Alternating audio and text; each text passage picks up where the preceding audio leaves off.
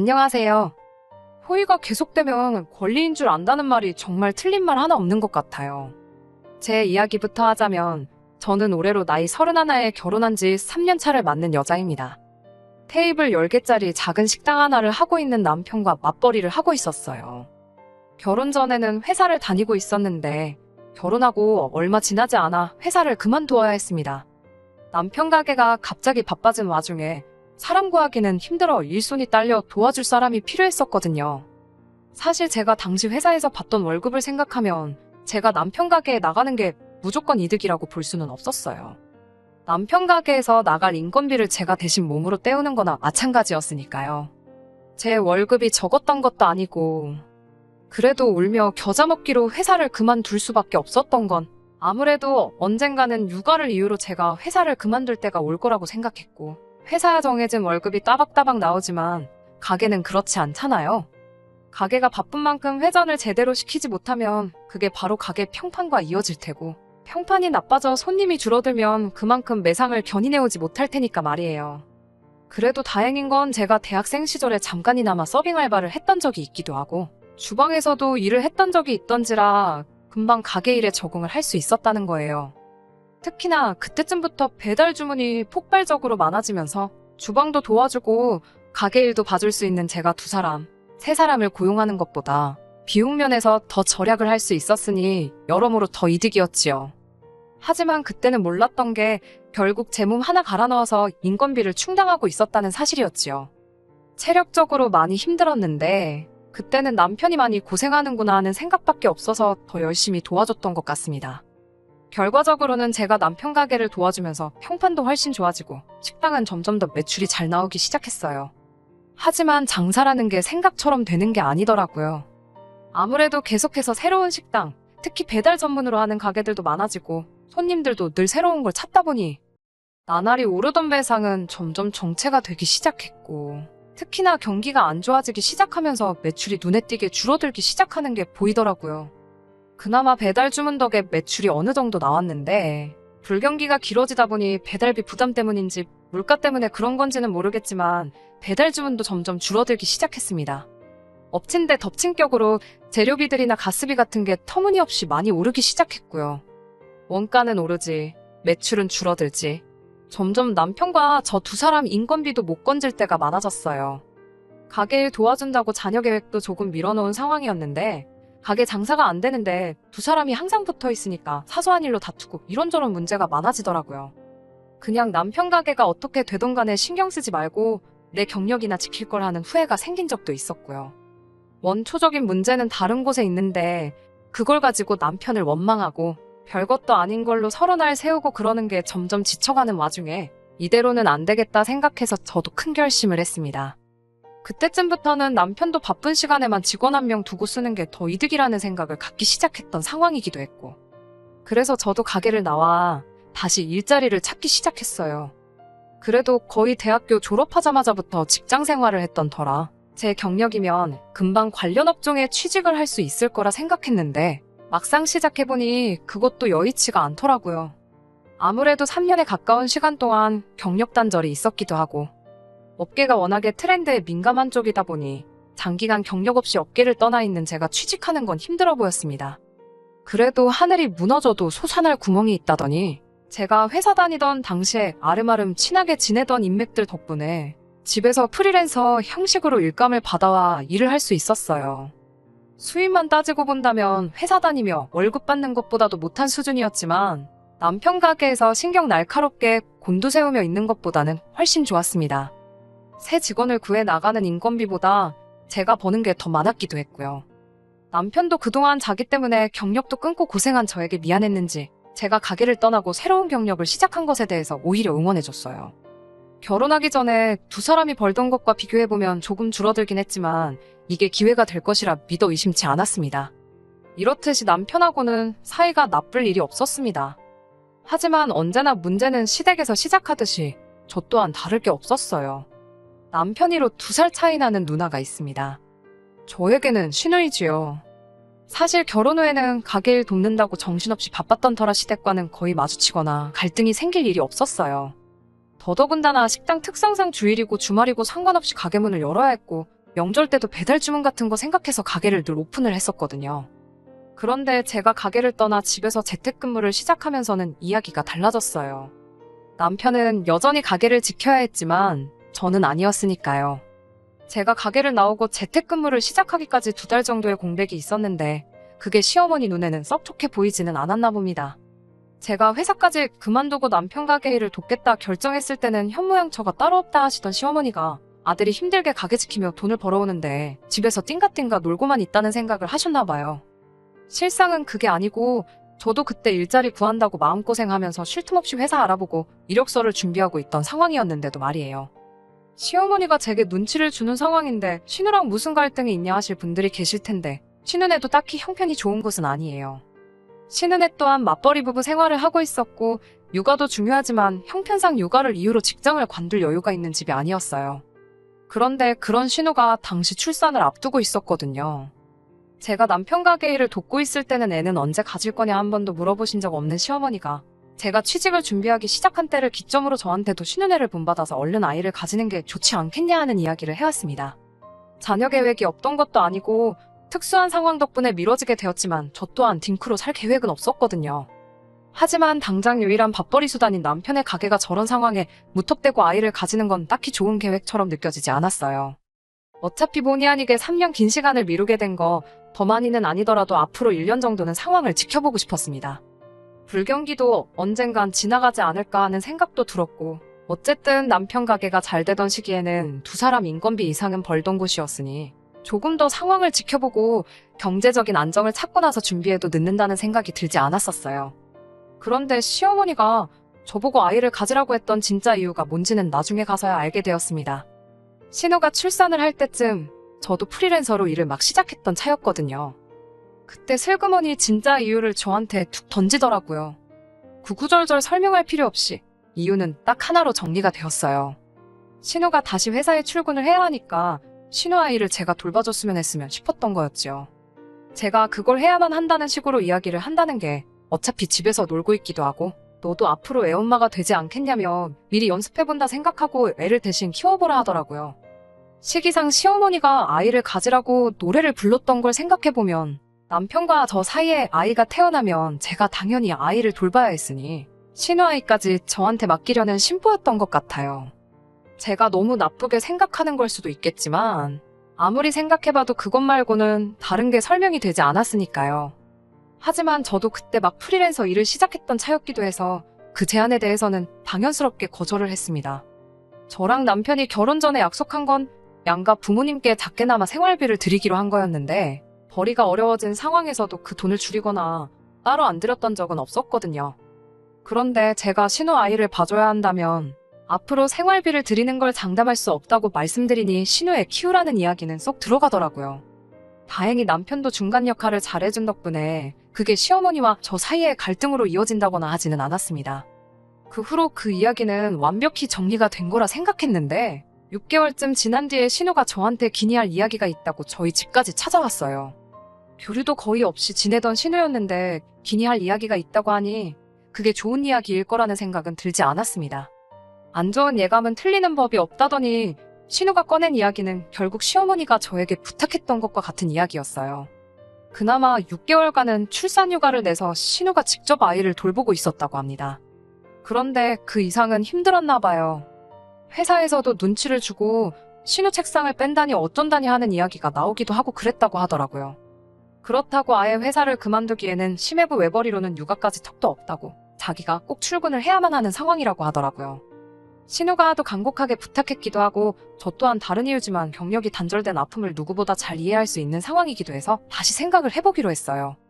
어차피 저는 재택근무로 집에서 일을 할 수 있기도 했고 더군다나 남편 가게 매출이 당장 회복이 될 기미가 보이지 않는 와중이었는데 저 역시 일감이 썩 많이 들어오던 편은 아니었거든요. 좋은 게 좋은 거라는 말도 있잖아요.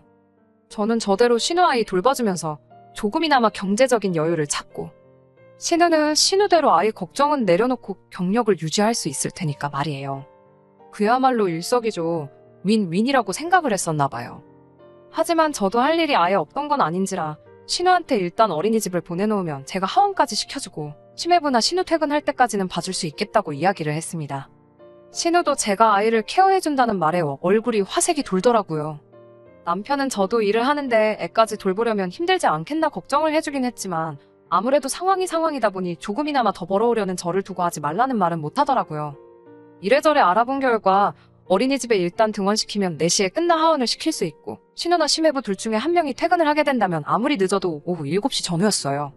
대략 3시간 정도만 봐주면 되는 거니 하루에 3만 원만 받기로 했습니다. 최저임금 정도밖에 되지 않는 돈이었고 저도 제가 하는 일 외로 조금 더 여윳자금을 만들기 위해 하겠다 했지만 더 달라고 하기도 뭐해서 그렇게 하기로 했어요. 신우집이나 시댁이나 거리가 그렇게 먼 편은 아니었던지라 그렇게 힘들지는 않았어요. 그런데 그렇게 딱 일주일이 지나니 신우가 처음에 말한 것과는 다른 부탁을 해왔습니다. 아무래도 출산휴가로 자리를 비운 동안 회사에 미운털이 박힌 것 같으니 남들보다 훨씬 일찍 출근을 해야겠다며 혹시 저한테 아이 등원까지 시켜줄 수 있느냐 부탁을 해왔어요. 저도 집에서 하는 일이긴 하지만 이러나 저러나 일을 하고 있는 거라 그건 좀 힘들겠다 했더니 어차피 재택근무인데 어디서 하는 게 뭐가 문제겠냐며 출근하는 셈 치고 조금 일찍 와서 아이 등원시켜주고 자기 집에서 일을 하면 안 되는 거냐고 계속 부탁을 해왔습니다. 노트북 하나만 가져가면 사실 웬만한 업무는 다 볼 수 있던 상황이기도 해서 그렇게 해주기로 했어요. 점심 식사가 걱정이긴 했는데 신우가 그래도 신경 써준다고 냉장고에 시어머니가 해다 주신 반찬도 꽉꽉 채워두고 그랬거든요. 그런데 그것 또한 처음 몇 주 만이 전부였어요. 제가 반찬 투정을 하거나 그런 게 아니었고 점점 황당한 상황이 이어지기 시작했거든요. 처음에는 그냥 신우가 많이 피곤한가 보다 싶었어요. 아이 등원시켜주고 일하다가 점심때가 돼서 부엌에 가보니까 전날 신우네가 먹은 설거지거리가 그대로 남아있었거든요. 그릇 몇 개뿐이지 뭐가 엄청 많았던 건 아니라서 제가 먹은 거 치우는 김에 같이 해줬어요. 그런데 그 다음날에도 똑같이 설거지거리가 싱크대에 그대로 담겨 있었습니다. 그래서 두 번째에는 그냥 제가 먹은 것만 치우고 말았지요. 그리고 또 그 다음날에 갔는데 전날 낮에 봤던 설거지거리는 그대로 있고 오히려 전날 저녁 식사 설거지거리가 추가가 돼서 쌓여있더라고요. 그래서 일부러 그날은 식사를 나가서 했어요. 그리고 그 다음날 역시나 전날 저녁 식사 설거지거리가 추가돼서 3일치가 쌓여있는 거예요. 회사 일이 암만 힘들다고 해도 그때쯤부터는 조금 의도적인 게 아닌가 싶은 생각까지 들었습니다. 남편한테 이 이야기를 했더니 남편도 설마 누나가 힘들어서 그랬겠지. 저를 시켜 먹으려 그런 건 아닐 거라 하더라고요. 그러면서도 살짝 미심쩍은 부분이 있었는지 앞으로는 자기가 가게에서 다음날 먹을 도시락을 만들어서 올 테니 괜히 밥 얻어먹었다는 생각에 설거지 같은 거 해주지 말아라 하더라고요. 엄연히 애 돌보는 거 해주기로 간 거지 집안일 해주러 가는 게 아니지 않냐 하면서요. 서로 불편한 일 만들 필요 없겠다 싶어서 저도 그렇게 하는 편이 낫겠다 생각했어요. 설거지거리가 며칠 동안 계속 쌓여 있었는데 냄새 때문에 그런 건지 아니면 더 이상 쌓아놓으면 자기들 밥 먹을 그릇이 없을까봐 그랬는지 그 다음날에는 설거지가 싹 되어 있었습니다. 하지만 제가 도시락을 싸가지고 다니는 와중에도 여전히 설거지거리가 며칠 내내 쌓여있다가 한 번에 치워지고 그러기를 반복했어요. 그런 걸 몇 번 보니까 그냥 신우가 살림하는 스타일이 저렇구나 하고 말았지요. 결과적으로 보면 그건 신우가 저보고 하라고 쌓아놓았던 게 맞기는 했네요. 하루는 이런 일도 있었습니다. 항상 7시 전으로 둘 중에 한 명이 퇴근하던 두 사람이었는데 그날은 8시가 다 돼가는데도 두 사람 다 퇴근을 안 하더라고요. 그날은 금요일 저녁이라 저도 많이 피곤하기도 했고 언제쯤 들어오냐 전화를 했는데 신우도 심해부도 전부 전화를 받지 않았어요. 애를 혼자 두고 저 혼자 집에 가버릴 수도 없어서 마냥 기다려야만 했습니다. 그런데 9시가 되고 10시가 돼도 두 사람 다 연락이 통되질 않는 거예요. 그쯤 되니까 두 사람이 연락도 없이 늦어서 화가 나는 게 아니고 무슨 일이 생긴 건 아닌지 걱정이 되더라고요. 시어머니한테 전화를 해봤는데 회사 일 해본 사람이 그 정도도 이해를 못 해주냐며 회사 일이 바쁜가 보다 하고 기다리라는 말만 하더라고요.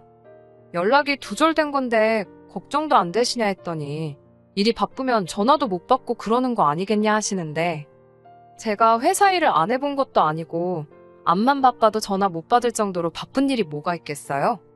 설령 회사 일이 그렇게 바쁘더라 하더라도 다른 사람도 아니고 자기 자식을 맡겨놨는데 제가 설마 애를 두고 집에 돌아가지는 않았을지 걱정이 돼서라도 전화를 하는 게 당연한 거 아니지 않나요? 아니, 저한테 미안해서라도 어떻게든 짬을 내서 전화 한 통을 하는 게 맞다고 생각했어요. 결국 저희 남편까지 가게 문 닫고 같이 신우 집에서 시조카봐주며 집을 지켜야 했습니다. 그래도 남의 집인데 신우네 안방문 열고 들어가기도 뭐해서 결국 소파에서 남편하고 번갈아가며 남편이 집에서 가져온 담요 하나 덮고 쪽잠 자면서 자리를 지켰어요. 신우네 부부가 집에 돌아온 건 다음날 점심때나 되어서였습니다. 어디서 뭘 했냐 하니 아이 태어나고 두 사람이 오롯이 보낼 시간이 없어서 아쉬웠는데 아침 당근에 호캉스 예약해둔 걸 못 가게 된 사람이 싸게 매물을 올려놔서 그걸 사가지고 둘이서 하루 푹 쉬다 왔다는 거예요. 남편하고 저는 어이가 없었지요. 고작 둘이 호캉스 즐기겠다고 해도 내팽개쳐두고 전화도 없었던 거냐 따지니 저한테 집에 못 들어간다고 말하기 너무 미안해서 일부러 연락을 안 받은 거라 하더라고요. 그 와중에 시어머니한테는 연락을 해서 제가 신우를 찾아도 모르는 척 해달라고 부탁을 했었나 봐요. 그러니 별 걱정 없어 보이던 시어머니의 태도가 왜 그랬던 건지 이해가 가더라고요. 그때쯤부터는 저도 더 이상 좋은 마음이 들지가 않더라고요. 그래서 신우한테 저도 불편한 거 참고 신혼에서 일을 하고 있던 거였는데 더는 못 해주겠다고 했어요. 호캉스까지 즐길 여유면 이제 회사에서도 눈치 볼 일도 따로 없는 것 같으니 그냥 원래 하기로 했던 대로 하자 했습니다. 저는 그냥 아이 하원시켜주고 두 사람 퇴근할 때까지 아이 돌봐주는 것까지만 하겠다 했어요. 신우는 이제 와서 그러는 게 어딨냐 따지고 싶어하는 분위기였지만 아무래도 지들이 저지른 짓이 있으니 딱히 다른 말은 못하더군요. 아무튼 여차저차 그렇게 한 달이 지났습니다. 일주일에 15만 원씩 하고 신우 때문에 밤새야 했던 하루를 추가해서 50만 원을 달라고 했어요. 설거지나 호캉스 등등으로 스트레스 받은 거 생각하면 50만 원, 사실 돈을 벌었다는 생각도 들지 않았습니다. 그런데 입금했다는 신우 연락을 받고 통장을 확인해보니 어이가 없어서 웃음조차 나오질 않더라고요. 통장에 신우가 돈을 보내긴 했는데 들어온 액수가 받아야 할 돈의 반절인 25만 원 받게 되지 않았으니까 말이에요. 신우한테 다시 연락을 했어요. 25만 원은 뭐 현금으로 주시려고 그런 거냐 물으니 신우가 오히려 어이가 없다는 듯이 저한테 큰 소리를 내더라고요. 아무리 생각해봐도 자기가 손해라는 거예요. 하루 꼴랑 3시간 봐주고 그 큰 돈을 받아가냐고 성질을 부리면서 자기들도 저 때문에 추가적으로 나가는 비용이 더 많다고 오히려 큰 소리를 내며 따지고 들더라고요. 어차피 집에서 일하는 건데 아이 어린이집을 보낼 필요가 애시당초 왜 있냐는 겁니다. 말인즉슨 어린이집은 순전히 저 때문에 보내는 거고 어린이집 비용으로 한 달에 100만 원이 넘는 돈이 나가는 건 알고나 있냐고 따져묻더군요. 어린이집 비용 120에 저한테 50만 원까지 주면 자기들도 남는 게 없다는 소리지요. 신우한테 억지 부리지 말라고 어린이집 안 보내고 저한테 시간당 10,000원씩 준다 치고 계산해보라고 했어요. 하루 10시간이면 10만 원이고 주당으로 따지면 50씩이다. 한 달이면 최소 200만 원씩 나가는 걸 모르겠느냐 따졌지요. 그랬더니 신우가 저보고 그게 문제라는 겁니다. 애초에 가족 좋은 게 뭐냐고 서로 돕자고 있는 게 가족인데 저한테는 가족이 돈벌이 수단으로밖에 보이지 않느냐면서 따지고 드는 겁니다. 어차피 집에만 있는데 애 좀 그냥 봐줄 수 있는 거 아니냐고 하면서 제가 그렇게 먼저 돈을 밝히고 드니 자기도 똑같이 나온 거라나요.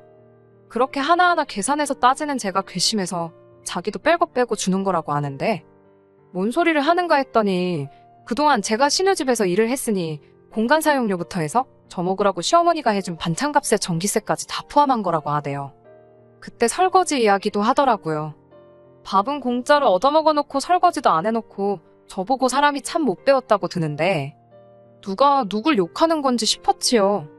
애 키우는 거 연습시켜주는 셈이나 마찬가지니 오히려 자기들이 저한테 돈을 받아도 모자라다는 소리를 하는데 조목조목 따지고 들자면 신우가 찍소리도 못하게 만들어줄 수 있었지만 그렇게 하진 않았어요. 하지만 뭐 저도 제 시간 투자해서 애 봐주는 거나 마찬가지인데 이런 소리까지 들어야 할 이유가 있나 싶기도 하고 신우 계산대로라면 한 달에 꼴랑 20만 원 더 벌자고 이러고 있을 이유도 없겠더라고요.